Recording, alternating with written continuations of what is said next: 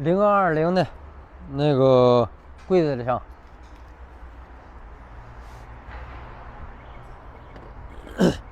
Hello， 大家好，我是车轮。咱们经常说这车毛病多，那车毛病多啊，什么车到一定岁数，它毛病都不少。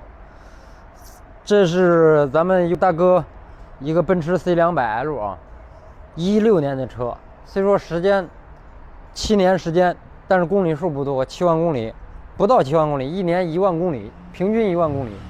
现在什么问题呢？咱们刚修完的这个发动机报的是机油泵的电磁阀、机油泵电磁阀线路，这是这车的一个通病。这个问题也是每辆C200必出的一个问题。到一定公里数肯定会出现短路情况。一开始报码的时候，它有可能发动机故障灯跳不出来，慢慢后期就会跳出来故障码。发动机刚修完呢，现在变速箱又有问题。变速箱现在内部报一个，来拿来相机，咱们看一下，目前这车行驶是67096公里。现在变速箱内部报一个部件 Y38Y1工作电磁阀。内部电气检测失败。现在变速箱报的是电磁阀内部检测失败 Y38Y1。奔驰这款变速箱呢，经常爱出现的基本上就是这几个电磁阀的问题。一会儿咱们下一步就得拆变速箱，把变速箱打开，把所有的电磁阀测量一遍。如果说电磁阀没问题，就得换电脑。这车电脑换下来，原厂的又得一把手5000多6000块钱没了。所以说，这修吧，一辆国产的二手车不就又出来了吗？直接上工位，开始拆，把变速箱拆开看一下。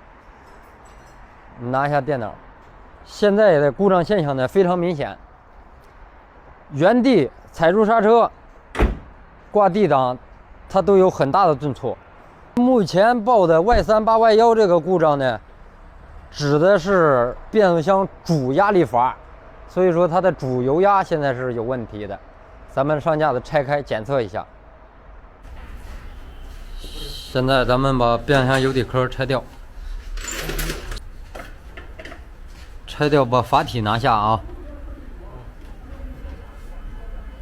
阀体直接拆下来，然后把所有的电磁阀全部测量一遍。咱们现在把这个阀体拿下来，然后把电磁阀全部测量一遍。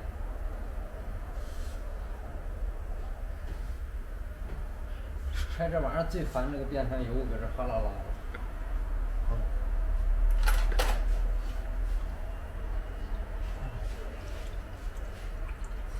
这边那边是个轿车里。对，这边是主油道吧？主油道，对这边对。瞧领你里头了。啥？领你叶膏里头了。这个。那留一留，拿抹布。这就只是胶圈了。来，我看。我摸着也能吸那个。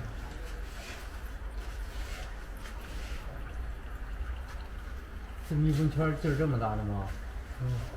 来，螺丝拆掉，防止它油流到手臂上，垫着布。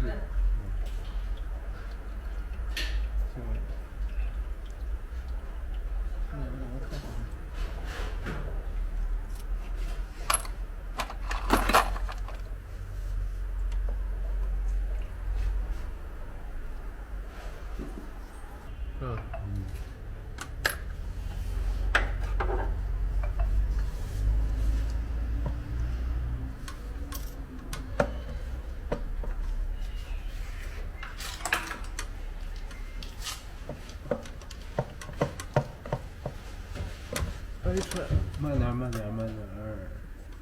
这会儿那边勾住了这边，你这边得抬起来的。这边啥勾住了？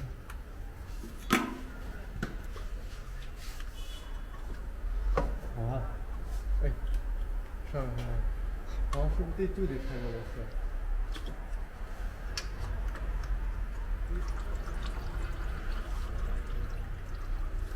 不能摆，不能摆。哦。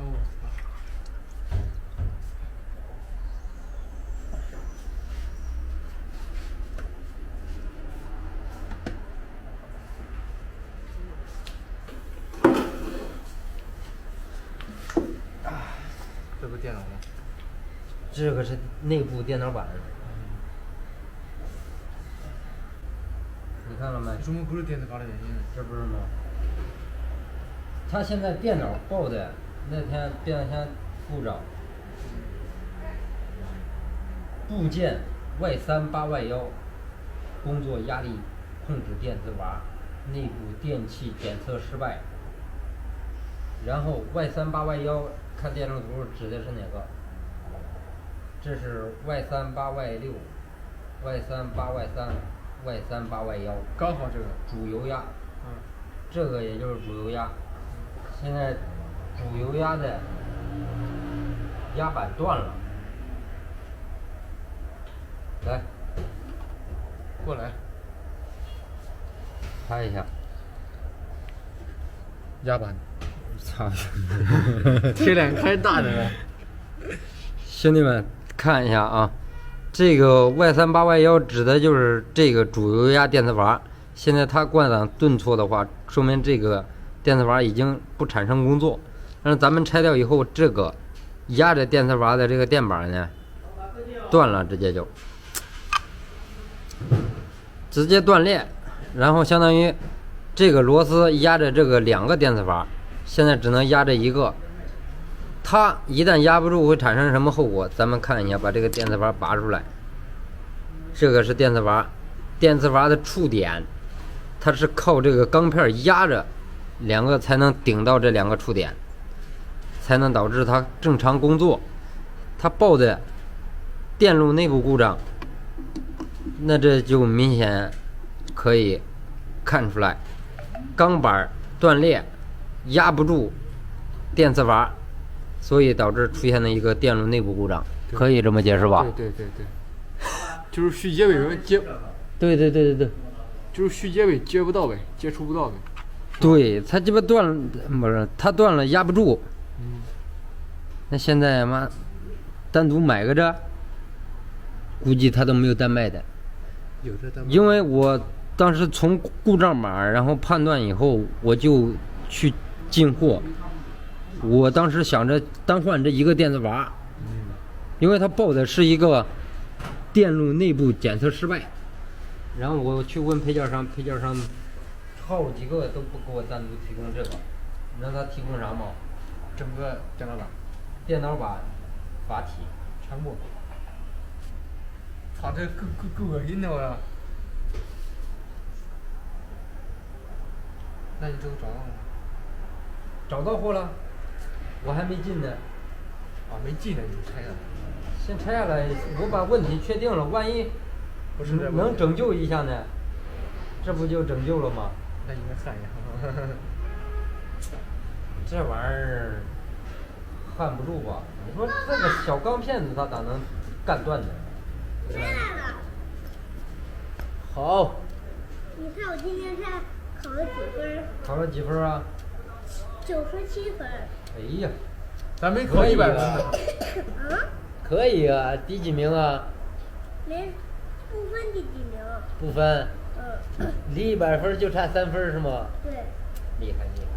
他们班就一个100，剩下来就是他是第2。是吗？你看我说准了吧？跟我一样学习好。爸爸妈妈说，你是说，我准能考95分，考不到，你说给我买个好吃的是吗？那你等干完活，好去买一个。好嘞。好。那现在我操，怎么想办法给它压上？压解。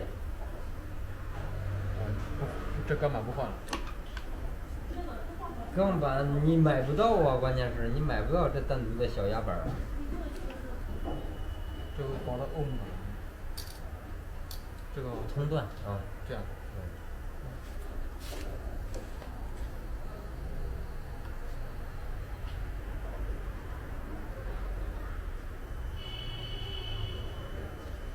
啊，打到那个，我看这个0.49，这个只要这个正常，那就0.5051。反正挂的。都一样，都一样，这个都一样。0.5049，没问题。电子阀正常，你看这油腻。这给它全洗了。洗呀，我看一下。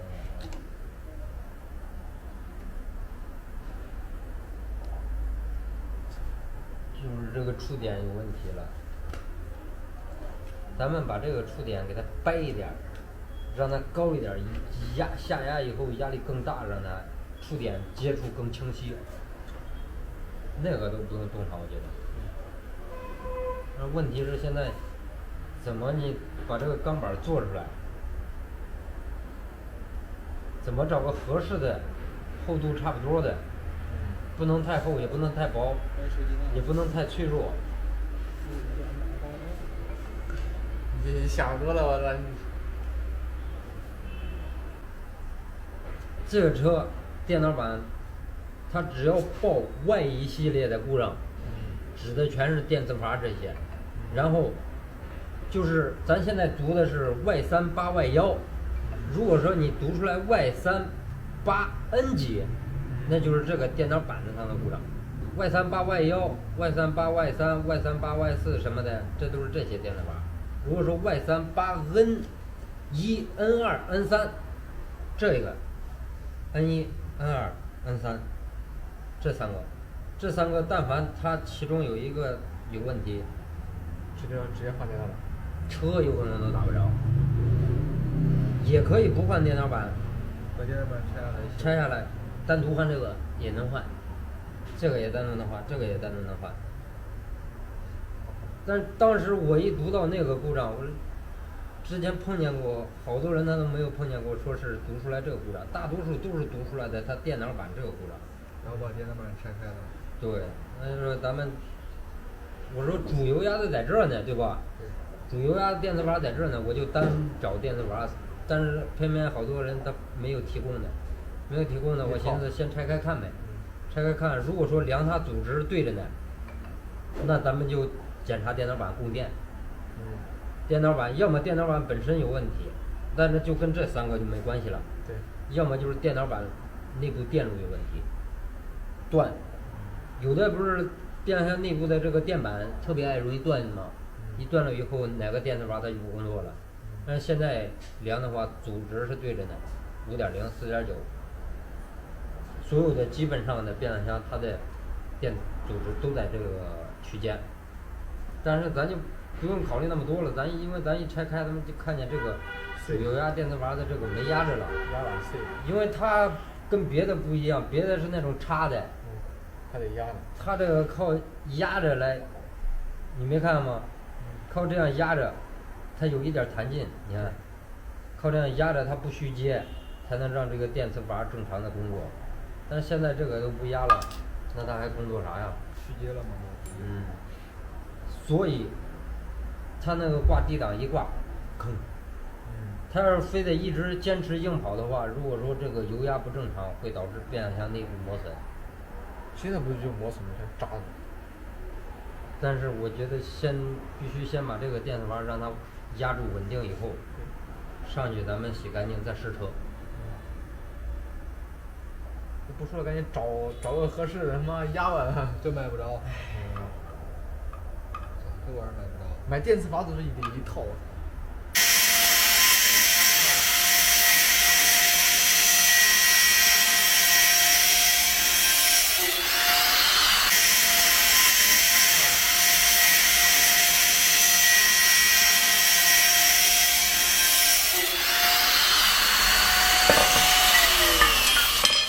礼钱，我再换片，直接摸。国庆快乐！哎，这还没弄啊？这个板子还是有点问题。板子？嗯，是这个电磁阀。现在这回弄下来能给你省钱了。为啥？能省个4、5千。你这漆啥时候跑啊？去今天晚上加个班看看。明天。我付个钱打钱，给1人发2块钱。不用。哎，胡说，不用。钥匙给我的。我后面有烟了，你又自己拿了吗？不拿。这老板娘坏了。能叫下来不，机子啊？啊？机子能叫下来不？你要拿东西啊？我给你们1人发2块。不用。为啥？现在还降不下来呢。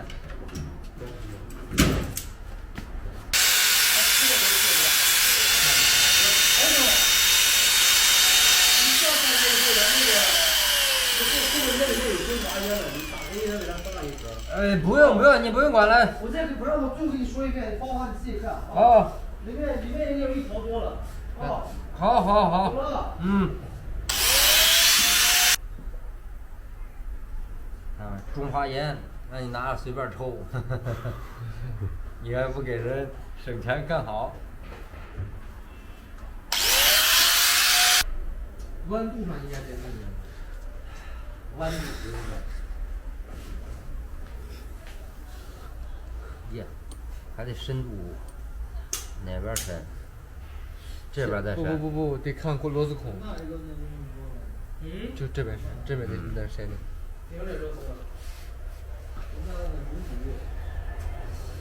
咱一会儿把这个往下磨一点。就压得更狠点。啊，不让它和它平，因为咱们这个是直行，它这个是翘的。是不是？你这是弧形的。一会儿咱就这样放，把这个大面搁这儿来。对。是吧？对。把这儿再深度打磨一下。咱们自己制作的这个啊，比它原车的要厚上1倍。原车是这样式的，咱这是这样式的，咱这加厚版的。不对，这个应该差不多，紧吗？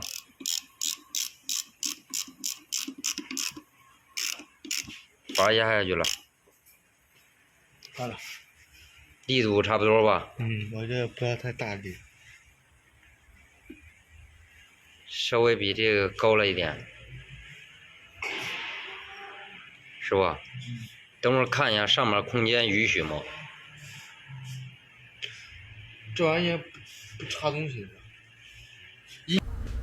咱们现在马上装车，再简单看一下它这个变速箱的这个阀体和电脑板，它俩是挨在一起的啊。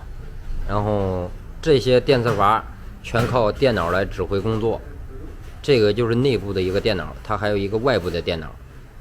这些电磁阀全是换挡电磁阀啊。首先现在咱们弄的是主油压电磁阀，断了齿儿，压力就是压板断了之后，主油压电磁阀呢已经没有压力压着它了，所以产生了一个虚接，因为它的连接方式靠压板来压着它，实现一个电传动。这边呢，这个白色的也能单独在上面更换的，它是一个档位传感器，这个也容易坏。来，扶住不要动啊。这个档位传感器可以看到这有个滑块，这个滑块的这有个小欧槽，欧槽进来之后靠电机，电机那边是档把直接执行的，执行，比方说 D 档、倒档跟 N 档，来全靠这个档位传感器分析给电脑，电脑来执行这些电磁阀。OK， 咱们现在就往上装。咱们现在把阀体安装上。不，回正，这个。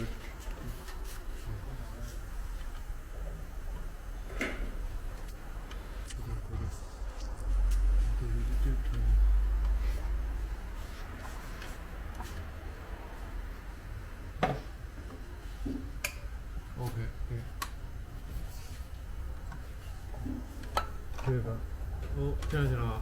好，一推就行了吗？对，这边位置都好了，就光你那边插头了，是吧？对，你松开。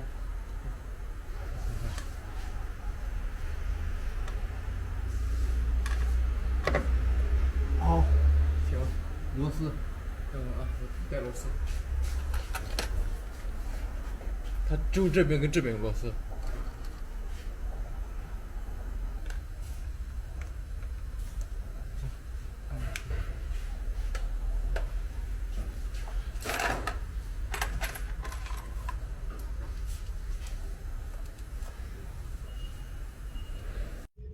兄弟们，咱们现在路试这个车67000公里啊，现在目前试着完全正常。之前的现象呢，就是行走途中，你挂档的时候顿挫感极大，然后行走的时候切换档、升档顿挫、降档顿挫更大。目前这种现象已经完全消失。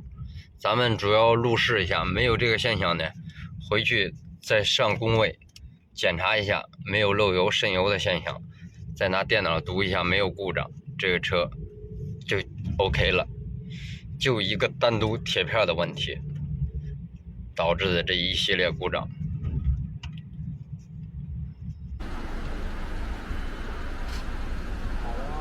好了，一扫光。这样给车上省了不少钱呢。就一个铁片的事儿。本事也跟坑人啊。这跟坑人没关系。6万公里，这铁片能断，这感觉质量硬度不够啊，是不是跟车主直接压7年才跑6万公里，你说他能积累价值吗？而且这个咱们这个客户大哥开车是一个就是比较细法的人，能看出来啊，机舱还有车内，所以说不存在暴力驾驶。这是我去年的钱。什么去年的钱？可以。车主一块的。给他上架子看看我直接在你微信咱俩。不用，你这一写就完了嘛，一共多少钱啊？嗯。不用编辑嘛，发啥不用发嘛。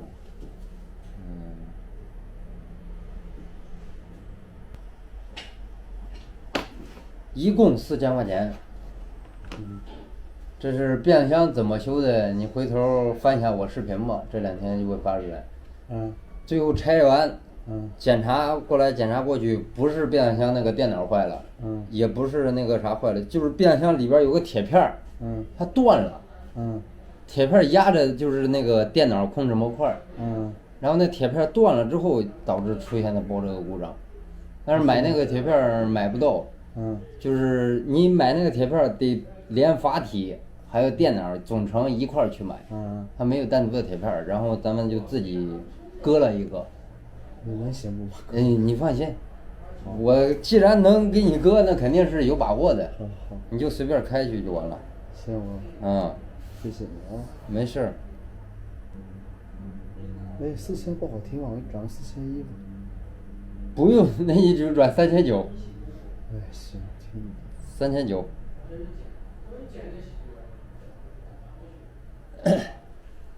OK， 好嘞，马上去把车开出去。对。兄弟们，咱们算出来的总价呢，一共是4320，然后给大哥的整数直接是4000。但是呢，平常因为咱们大哥在咱们这做保养啊，基本上咱们比方说900、1000，他都是给个1100，就这样子。就像刚才我们俩对话，他说4000不好听，4100，我说那就3900，我俩有来有去嘛，对不对？这样才能更长久。然后，当然3900不全是修变速箱啊，咱们保养还有修发动机前面换传感器，换那个传感器限速，还有修变速箱，保养是一套做了的。大哥临走还给咱拿了2瓶酒和一包华子，一直来了修车就挂嘴边，后备箱有华子啊，随便抽。所以说都是熟人了，能修咱们就尽量修。王总，你把钱一收嘛啊。然后我想咨询你个问题，就是以后比如说防止那种片儿断，变速箱里面是开车不要暴力驾驶吗？还是咋了？还是它寿命长了？我以后注意一点。这个和暴力驾驶没任何关系，你就正常开就行，放心开就行。它那个片儿我研究了一下，断的原因是因为它那个铁片儿从它断接处，它那个铁片生产的时候上面刻了一个2字，刻了一个编号数字2，从那个2它刻的有点深，然后时间长从那个2字那直接裂开了，产生的一个断痕。其他的铁片我检查了都没有刻那个2，只有那个铁片刻了一个2，从那直接干断了。所以说和暴力驾驶没任何关系。